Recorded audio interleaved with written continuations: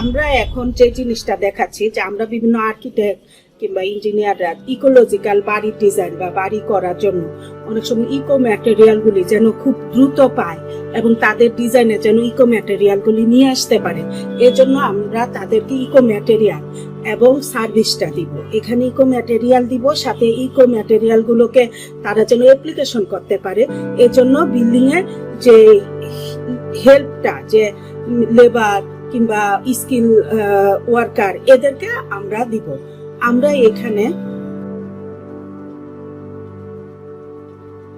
আমরা এখানে বিভিন্ন রকম ইকোলজিক্যাল ইউজগুলি আমরা বিভিন্ন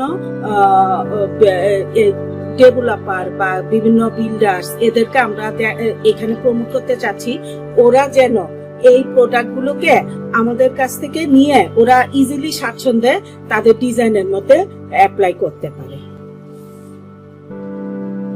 এখানে আমাদের দেশে 80%ই হচ্ছে মানুষ গ্রামের বাসা বাড়ি, এবং আমাদের দেখা যাচ্ছে আগে অভিজাত ফ্যামিলিগুলি গ্রামে থাকতো এবং তারা সুন্দর ফার্ম হাউস করে একটা করতো, ওইভাবে বসবাস করতো। কিন্তু এখন অভিজাতরা শহরে আছে, কিন্তু খুব দ্রুতই অভিজাত ফ্যামিলি বা বড় বড় ব্যবসায়ীরা গ্রামের দিকে রওনা হচ্ছে। এটা আমরা কোভিডের সময় দেখতে পেয়েছি। আমরা কোভিডের সময় কি দেখতে পেয়েছি? আমরা কোভিডের সময় দেখতে পেয়েছি যে বিভিন্ন গ্রামে যাদের বড় বড় বাড়ি আছে, ওখান থেকে বসে তারা অনলাইনে এডুকেশন নিয়েছে, অনলাইনে পড়ালেখা করেছে। যেমন এখানে আমরা দেখাচ্ছি যে এখানে যে এই রুফগুলি, এই ম্যাটেরিয়ালগুলি, এগুলি আমরা ইজিলি দিতে পারছি। তো কোভিডের সময় আমরা কি দেখতে পেয়েছি? কোভিডের সময় গ্রামে বসবাস করে এই গ্রামগুলিকে দৃষ্টিনন্দন, গ্রামে বিভিন্ন ব্যবসাগুলি, দৃষ্টিনন্দন ব্যবসা ইত্যাদি আমরা প্রমোট করতে পারি।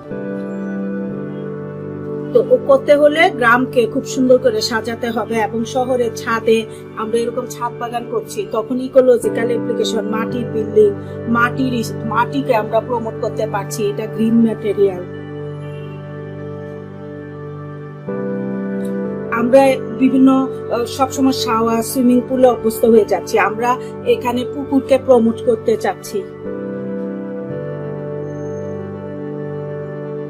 আমরা মাটির স্ট্রাকচার, মাটির ছাদ, এগুলো যে সুন্দর করে দৃষ্টিনন্দন হতে পারে, ইকোলজিক্যাল ম্যাটেরিয়াল। একজন চাইলেও ডিজাইন করতে যে আমি একটা মাটির 3 তলা বানাবো, 2 তলা বানাবো, 5 তলা বানাবো, কিভাবে আমরা তখন তাকে ওই ম্যাটেরিয়ালটা দিয়ে তাকে